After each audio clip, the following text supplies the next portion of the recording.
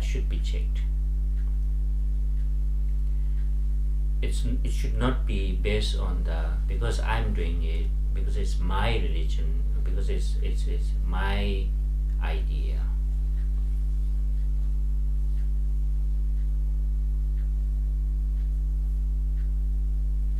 So here it says, what it does is that its function is to cause pointless hardship. Okay, so it means that without ignorance or bias, I do something. I may put a lot of effort, but since it's not pure, it's not according to the reality, I might not reach where I'm supposed to reach. It's like I'm going, but I'm not going to the right direction. But I'm going. I'm putting a lot of effort, somewhere. So that's why in Buddhist, the view is important. See, so view is almost like a filter at the very beginning to all your other paths, because you can practice easily without any doubt. That's also fine, but then you never know whether it is your arrogance, or it's your belief, or it's your conviction, or it's your complete ignorance. Right? You don't have much reference to check.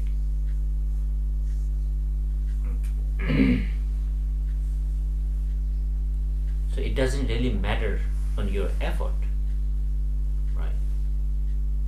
Even I put a lot of effort, if I have a wrong view, I won't reach anywhere.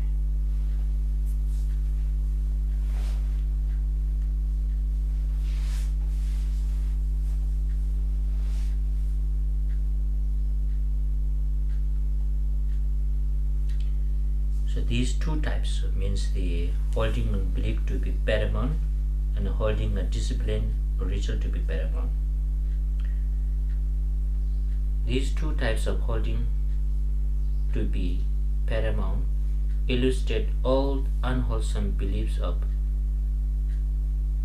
erroneously viewing the way things are, as well as all kinds of clinging to an unwholesome path, which is not a means to emancipation.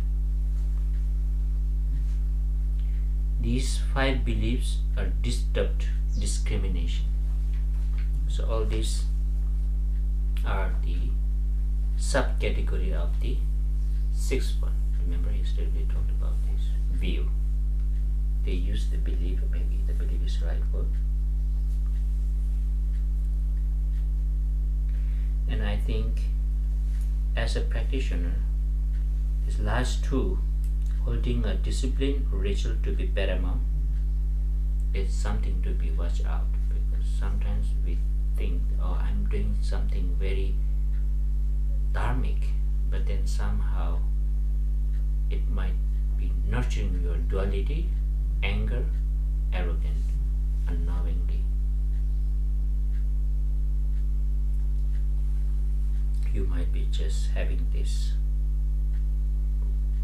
wrong view. And I think this happens a lot. For example, let's say among the Tibetan communities, all these big religious fights, let's say, oh, these Kakipanima. I think people who do that, they're not thinking more from the wisdom, but they're more doing it emotionally. So you call it faith. I have a rigorous faith. Maybe it is a faith anyway, but it was a little bit, if you don't know how to use it, your faith properly, then it have a very bad side effect. It becomes too much. So I think that is also, you can see a lot among the religious practitioners groups. You can see that in Tibet a lot.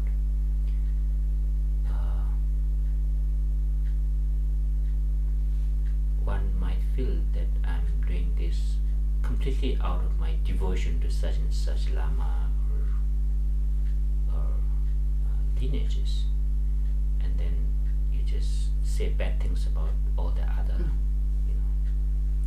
but then you call it, oh, this is my expression of faith. But then if you look at it, is not really influenced by wisdom or compassion, or there's some sort of arrogant duality, self-cherishing mind, because of my place, because of my uncle, because of my whatever. It might be the director behind that kind of emotional reactions. And this is also why I think political peoples know that burden, and it's that burden, since it's emotional burden, it's very easy to trigger, especially people who are a little bit uneducated. So using religious discrimination as a means to politics, it's very easy. You see that in the world because of this.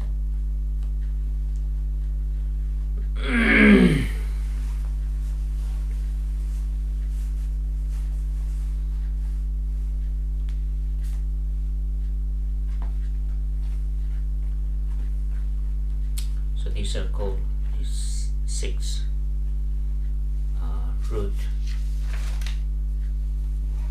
disturbing emotions, or you can call it the cloudy mind. And there are also other subsidiary 20 other emotions which comes from these 6, whether it is from one or combining 2 of them or something like that. So, but again, this is more like we generalizing it, right? So you cannot really say this is only attachment. It's not like 6 different things, but you can always emphasize and categorize, oh, this is anger, but it might come from ignorance, it might influence by attachment process. But when you just look at the nature, so this is anger nature, this is attachment nature, that's how we can categorize them and put into those different boxes.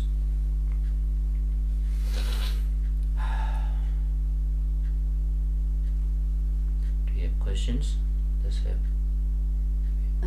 I have one question. It's how do when we talk about the 5 disturbing emotions, like which is ignorance, attachment, anger, jealousy, and arrogant. Let's see, what's the pride? Pride, yeah. Yeah, Pride, arrogance, pride, yeah. So how do they fit in with this? Okay, so now these 3 things is easy, yeah? Yeah. You have ignorance, attachment, and you have anger. Yeah. So you can, these 3 things is a very fundamental way of categorizing. So sometimes you see all of them can put into this bracket. This is one way to do. Yeah. So now if you look at these other 3, the 2. Arrogant, in this context, arrogant, doubt, and the view. Yeah. You can again put these 3 things, you can put into 3 boxes. So let's say the doubt is again very much related to the ignorance, because not having clarity, right? You can put that into the ignorance. And then this proud or the arrogant is pride. is attachment. Attachment, you can put it into the attachment box.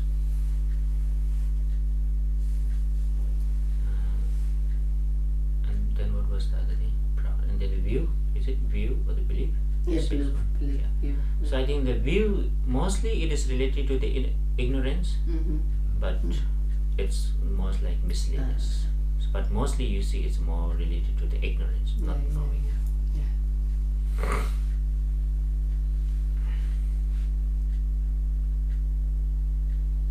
So you can say 3, 6, then maybe 20, and then you can go more and more. But this is more like 6 root and 20 subsidiary is more classic way of categorizing. But then actually you can do like this.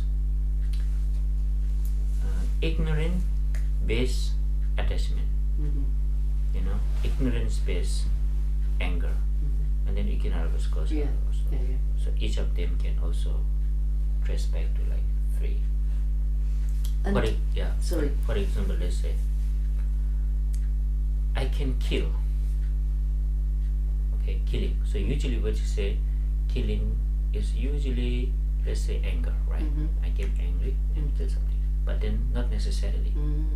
I can kill through strongly motivated by anger, attachment, and ignorance. So maybe when the I don't know, like when the cats, you know, kills. Sometimes they kill for food. I think that's a little bit attachment. Yeah. But let's say sometimes cat might kill just for the fun, right? Yeah. So it will be more ignorance, Yeah. not knowing the suffering of that person. Yeah. Not being.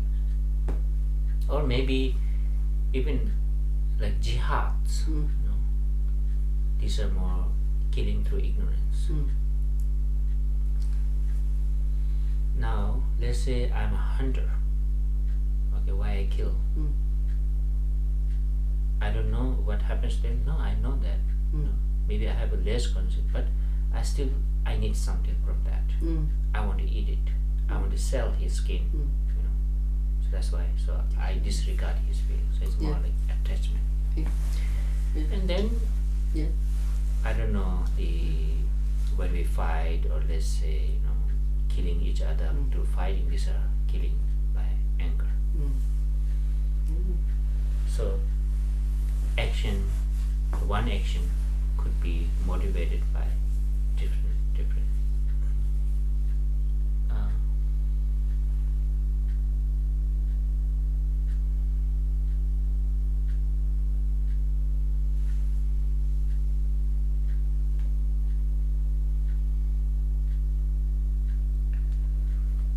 yes, I think you were saying something.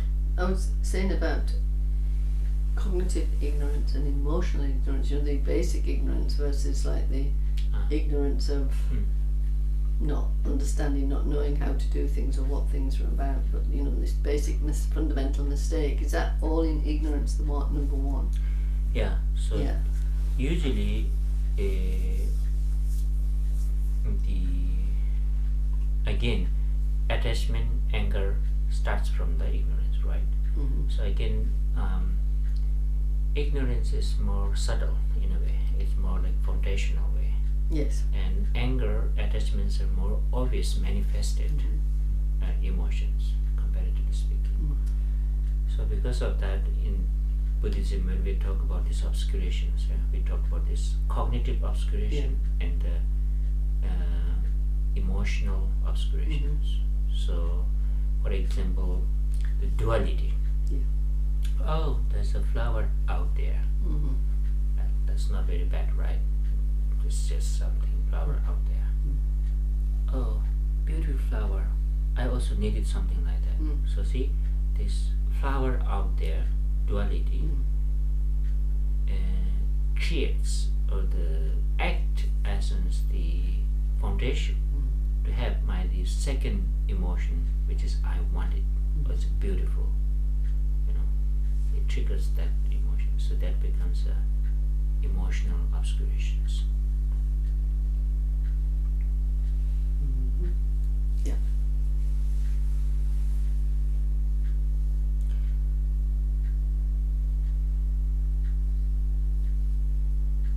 So usually in the text it says like this.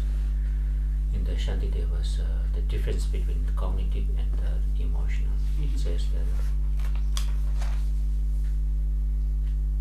the stinginess, the feeling of not being able to let go, or let's say attachment, I want it, and so forth, are emotional obscuration. And it says that the idea of the three spheres. So that means I have this duality. I am the perceiver. That is the object that I perceived. And then there's some sort of sensations happens. So even having this very subtle duality of object, subject, experience, three things. It's a cognitive obscurations. So because there's these three things, and the attachment arises from that. If there's no subject, if there's no objects, there's no reason to arise beautiful flower out there.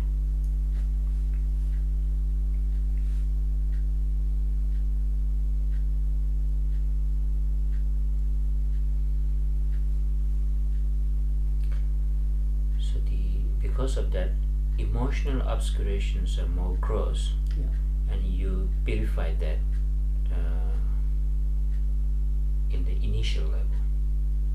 And cognitive obscuration, even in the state of bodhisattvas or in the bhumis, they still have this very subtle cognitive obscuration. But the difference is that cognitive obscuration can be just like a seed that you have kept in your box.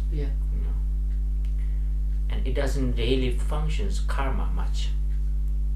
The problem with emotional obscuration is that each moment it creates a karma. Right. That's a problem.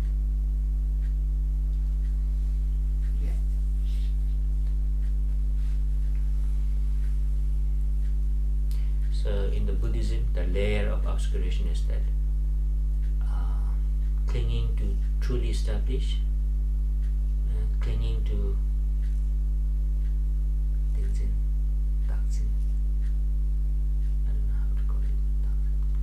ego clinging, meanness, and then the clinging to the characteristics, flower, this, all that. Right, And then clinging to subtle duality.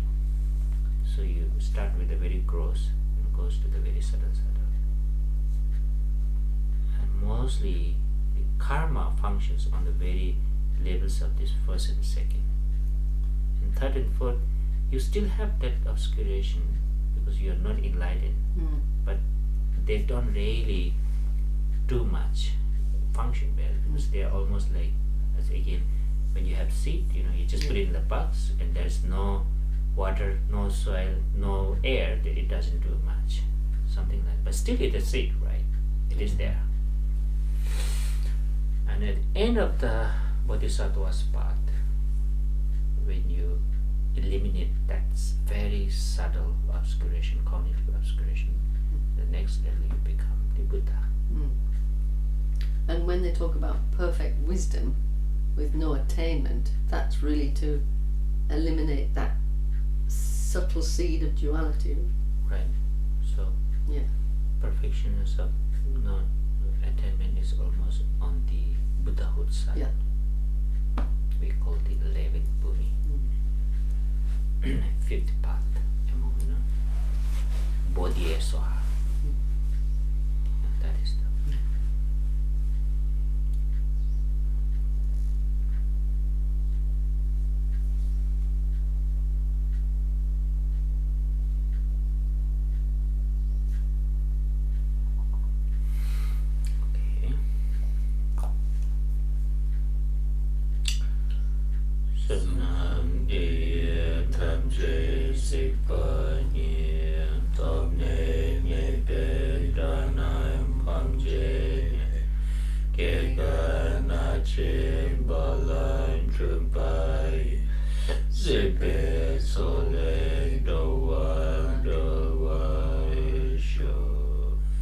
By this merit may all attain omniscience, may it defeat the enemy wrongdoing.